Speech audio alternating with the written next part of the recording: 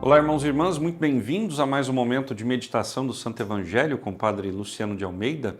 Hoje, sexta-feira, dia 14 de fevereiro, e a igreja hoje apresenta a memória de dois irmãos de sangue e de fé, lá no século IX, o monge Cirilo e seu irmão Metódio, um monge e o outro bispo, ambos unidos pelo sangue e pela fé, se tornaram verdadeiros profetas da palavra de Deus, de modo muito particular no leste europeu, nos países de língua eslava. E eu quero te convidar, por intercessão deles, a iniciarmos esse nosso encontro, invocando a presença de Deus entre nós. Em nome do Pai, do Filho e do Espírito Santo. Amém. Agora, tome em mãos comigo a palavra que está no Evangelho de Marcos, capítulo 7, versículos de 31 a 37. Naquele tempo, Jesus saiu de novo da região de Tiro, passou por Sidônia e continuou até o mar da Galileia, atravessando a região da Decápole. Trouxeram então um homem surdo que falava com dificuldade e pediram que Jesus lhe impusesse a mão. Jesus afastou-se com o homem para fora da multidão.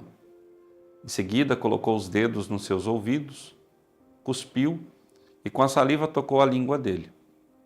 Olhando para o céu, suspirou e disse: Efatá, que quer dizer, abre-te. Imediatamente seus ouvidos se abriram, sua língua se soltou e ele começou a falar sem dificuldade. Jesus recomendou com insistência que não contassem a ninguém, mas quanto mais ele recomendava, mais eles divulgavam. Muito impressionados diziam: Ele tem feito bem todas as coisas. Aos surdos faz ouvir e aos mudos falar. Palavra da salvação, glória a vós, Senhor. Irmãos caríssimos, Jesus continua ainda na região dos pagãos. Jesus está do outro lado do mar da Galileia. Ele veio até a praia, às margens do lago, depois de sair de Tiro e Sidônia, e foi para a região da Decápole, ali onde hoje é a Jordânia. E estando ali, se encontrou com este homem que era surdo-mudo. Este homem estava ali, presente no mundo, mas não conseguia interagir com o mundo. Era considerado pelo mundo da época um amaldiçoado.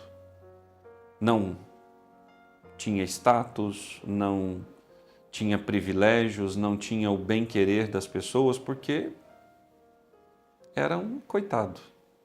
Essa era a sua vida. E aquele homem vai até Jesus. Outros que ouviram Jesus o levaram até ele. E Jesus tocou os ouvidos e a língua daquele homem e disse: abre-te. E aquele homem começou a falar. Vejam, Jesus, sendo Deus, ele tem o poder para tudo. Para dar a vida e a morte. Para curar e para fazer perecer. Jesus veio única e exclusivamente para dar a vida.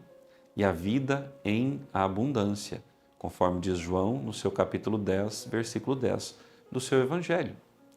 A vida em abundância.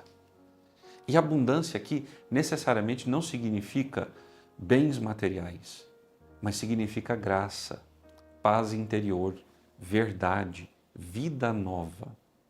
Eu e você somos desejosos destas coisas.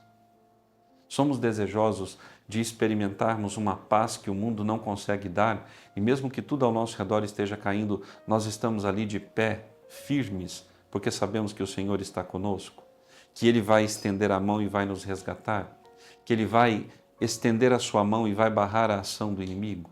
Nós cremos nisso de todo o nosso coração, e por crermos nisso, estamos fazendo bem todas as coisas que o Senhor nos pede, como, por exemplo, pregar a palavra, como abrir o nosso coração e a nossa alma para a renovação espiritual que Ele tem a nos oferecer, como, por exemplo, para abrirmos a nossa fé e a nossa alma para recebermos, se for da vontade dEle, até mesmo a cura física de tantos males que nos assolam. Para isso, nós precisamos fazer bem o nosso papel. E qual é o nosso papel? Primeiramente, de rezar. Quem não reza não se sustenta. Quem não reza não presenciará os milagres de Deus. Quem não crê não verá as maravilhas do Senhor. A fé, ela é incrementada pela vida de oração. É na vida de oração que eu terei intimidade com o Senhor. E intimidade com o Senhor, como eu tenho com outra pessoa, significa o conhecimento mútuo. Eu vou conhecendo o Senhor e os seus desígnios, e o Senhor que já me conhece vai conhecendo muito mais o meu desejo, a minha vontade de ser transformado por Ele. Depois, volto a insistir, vida sacramental, Eucaristia e confissão. Não há como fazer a vontade de Deus, não há como realizar bem todas as coisas se eu não estiver na graça. A graça é o motor da minha conversão, cura e santificação. Nós, no simples fato de nos arrependermos, não nos arrependemos porque queremos, mas é graça que Deus nos dá para o arrependimento. Então eu preciso estar na graça. O perdão dos pecados pela confissão, ele me limpa do pecado e a Eucaristia me mantém na graça que o perdão me devolve. Então eu preciso buscar. Preciso estudar a palavra, estudar a doutrina, para que eu não continue surdo e mudo. Eu preciso ouvir o que o Espírito fala. Eu preciso dar atenção às locuções interiores que o Senhor me envia e que eu acho que são coisa da minha cabeça. Penso que estou ficando louco. O Senhor tem revelado tanta coisa a tantas pessoas, tem dado os mesmos sinais a muita gente. Eu converso com muitas pessoas e convivo com tantas pessoas. E as pessoas têm chegado e têm dito: Padre, eu sonhei com tal coisa. Eu escutei lá no meu coração tal coisa. E as pessoas vêm trazendo isso e tudo vai batendo. Tudo concorre para o mesmo caminho.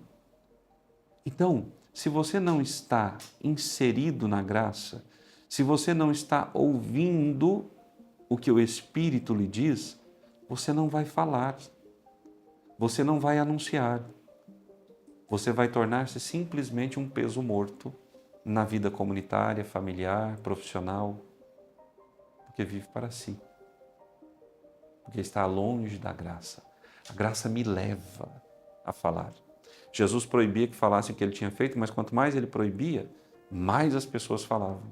Por quê? Porque elas estavam na graça. A palavra de Deus não foi feita, não foi pensada, não foi dita aos homens para ficar guardada. Os milagres que Jesus realizou precisam ser conhecidos. E quem vai fazer tudo isso conhecido? Nós. Quem é que vai pregar a palavra? Nós. Quem é que vai conduzir os irmãos para a vida nova? Deus através de nós. Tudo é graça e eu preciso estar nela. Jesus tocou aquele homem. Jesus hoje quer te tocar, física e espiritualmente. Pode ser que hoje você esteja com uma dor física insuportável. Peça, apresente-se a Jesus com fé, e o Senhor te curará. Pode ser que você esteja hoje com uma dor espiritual, uma angústia tremenda. Fale com o Senhor e o Senhor aliviará a angústia do seu coração e trará paz à sua alma. Procure o sacerdote, se confesse, vá à missa, receba a Eucaristia, mas na graça. Porque receber a Eucaristia fora da graça é comungar a própria condenação. Porque a Eucaristia é sacrifício, não é comemoração, como muitos têm dito. A Eucaristia não é festa, a Eucaristia é Calvário. E foi no Calvário que os nossos pecados foram redimidos. Então busque o Senhor, enquanto o Senhor se deixa encontrar. O Senhor esteja convosco. Por intercessão da bem-aventurada Virgem Maria, São José, seu esposo, e São Miguel Arcanjo, abençoe-vos o Deus Todo-Poderoso, Pai, Filho e Espírito Santo. Amém. Até amanhã.